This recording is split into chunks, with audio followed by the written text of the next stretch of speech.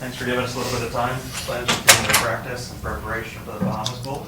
Can you take us through what practice has been like the last week or so, and then we'll open up for questions. Okay, yeah. So we've not started our preparation for an opponent yet, for Buffalo yet. We've been doing a lot of fundamental, a lot of individual work, really working on our team that's we believe is going to the game, and so just getting a chance for those guys to improve from an individual standpoint, from a position standpoint. Some special teams, a lot of individual, and then just doing some things against each other, keep each other sharp. A lot of scrimmaging, just to stay in some game shape. I think our players have had really good attitude. The first week was challenging with all the different things going on, from opt-outs and all the different stuff, but I think we're in a pretty good place as far as guys working to get better and excited about the opportunity that we have in front of us. You think you'd mentioned before that the guys that were in the portal they were kind of gone, weren't gone, but has there been any change as far as that goes? Guys that are in the portal that might play in this game, or where do you stand there? Nate Hampton is the only one that's in the portal that will play or be in the game because we don't have hardly any quarterbacks, so he's definitely staying, and he wanted to. I mean, Nate asked permission to go in the portal, and so did the things there the right way. So he's part of that. Anybody else that's in the portal will not be playing in the game. So we've had two guys come back. Bryce Dixon went in, he's back. Amarian Williams went in, he's back. Other coaches are kind of, they let their players play. They have different philosophies. I guess, can you maybe speak to your philosophy on how you land on that? Some coaches have different opinions. Yeah, some of them, there wasn't, I did not say if you go in the portal you can't play. It was all their decisions. And so that was their choice. How unique is this time, from the end of the regular season to the bowl game, when you got to navigate signing day and the portal? And, in your opinion, what are some things that the NCAA should look at doing to try to change this period of time? It's hard. I mean, because you have a lot going on, and we have a later bowl game. If we had an earlier one, and it would be even extremely harder. So they've got to figure out somehow not to have the free agency when it is, before the bowl game, and then you have just challenging situations like Marshall's having, that they had a great year, champions. Their coach obviously leaves. And they can't even, go get a reward for the guys there. So that's not a good look at all. I don't know the necessary answer. What's because the courts have said that, hey, you can have free agency, and everybody's afraid not to give them free agency. And so I think there's got to be a way to limit when that can be. If I had my best guess, would you got to move the season up? You got to start the season earlier in August. Not wait till September, move it up, and have your season finished by Thanksgiving.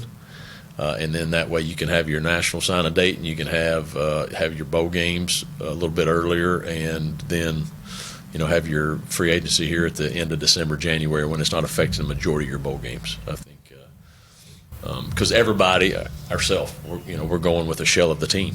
That's how it is. Our opponent, I don't think they've had anybody opt out, anybody go in the portal. So I think everybody's affected, whether you can play in the game or whether you're still going. Everybody's lost players, and so that's not the best look, I don't believe, for college football. That answer is I don't know, but to me, that's right now with the current schedule, because we're on an academic schedule, not like an NFL model. So it's never going to work unless you change when the free agency period is, unless you only make it one and it's in the spring or later in December, January. You got to figure that out, because it's not going to it'll always be like this if they keep it the same way. Would there be any benefit to eliminating spring ball, moving it to the summer, or something radical along those lines maybe? I don't know if there's a benefit, because the majority, of college teams, you're counting on a lot of younger guys. It's not the NFL where the guys are experienced and veterans and all that. You're not bringing in that many newer guys in the NFL. It's guys that have been playing for a while, and so they can get away with that, right? They can do that because they played football for a long time. I don't think you can ever do that in college, in my opinion. I think you can add a May period and do some like an extended there. Personally, I think you could probably do something like that. But again, you're on an academic calendar. How does that work? And from those, but I don't. I think you need spring ball from a development standpoint, especially as much turnover as you have. You got to see the guys that that you just get. Can they get better in a short amount of time because you need them to play quicker than ever. While you want the team this year to experience the rewards of going to a bowl game and going to the Bahamas Bowl, how much of the timing of it and the opt-outs and the transfer portal and the challenges of getting a roster, how much of that has put this team in a spot where it's a bowl game that's almost viewed as the first steps towards the 2025 season as opposed to just a reward for this year? It's been challenging, but our team's excited about playing. They want to finish the season the right way. There are obviously a lot of guys returning. It's a good opportunity for them to set a tone for next season. Anytime you can go into the off season with a victory, I think that's important. You definitely want to do that over a loss, but also, our team knows that we can finish strong and be the first group ever to have more than 8 wins consecutive. That's never happened here. Nobody's ever won more than 8 games in back-to-back. And so we have the opportunity to do that. So our team's excited about what it can do for this year's group and the legacy they can leave, and also just helping continue to build the program going forward. And so, obviously, being late in the season, the bowl game being later in the year, you can't control that. We could control it, we didn't do it. So that's on us. So I told our team, if you go and complain about it, it's because you lost 3 times. It's on your fault. And so it's my fault. So we're not going to complain about anything. We're excited about going, and we got a lot to play for. And so whoever shows up, we're going to play to win. What have you seen out of your quarterbacks since the last time we talked about Berger likely getting a start and Hampton as well being the backup, and also what's your running back room look like right now? I got a lot of those guys that are opted out. So Berger has some he was in concussion protocol after the last game. He's still feeling the effects of that. So he's been only able to do individual. Nate's been getting a lot of the reps. Nate's done a nice job as far as directing our offense and doing some good stuff. So he's gotten there, done a good job.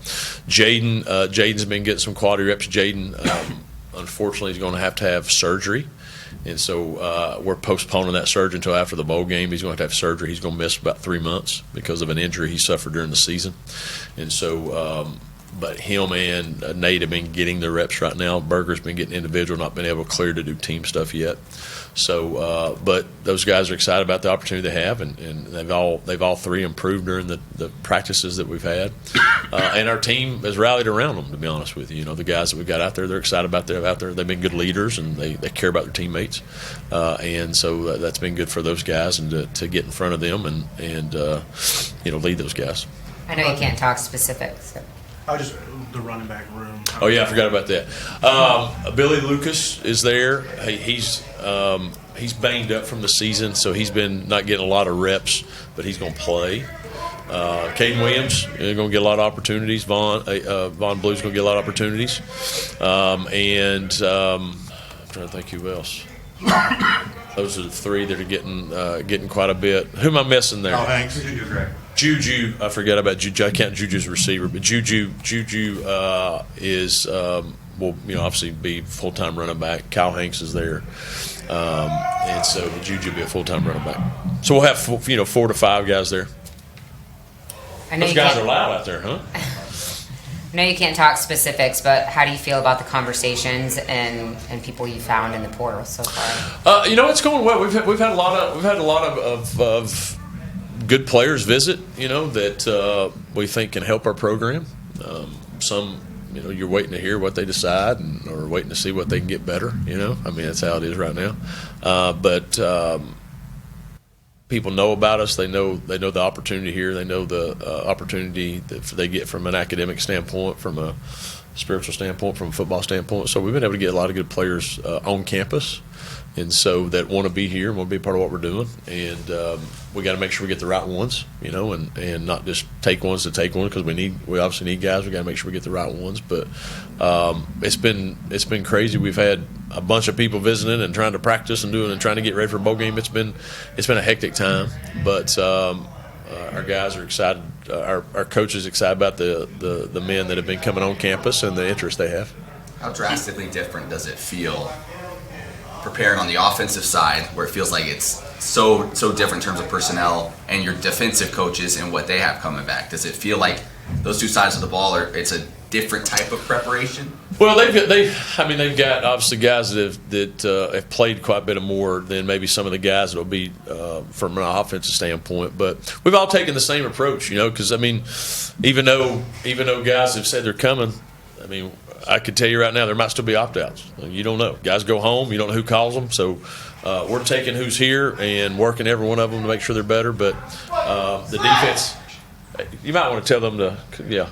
And so defensively, obviously they're confident who they got back there, but we still, and truth be told, offense is too. Hey, our guys know that, hey, we're all here, we're together, and we're going to go play hard for each other. Two quick ones. Is Reese Smith expected to play? And then just maybe generally, what concerns do you have when you look at Buffalo? I know your prep hasn't started, but I'm sure you've looked at it. Yeah, Reese is still working through his ankle there. We do expect him to play because he'll have some time to get ready. He's not practicing with us. He's doing a lot of return to play stuff.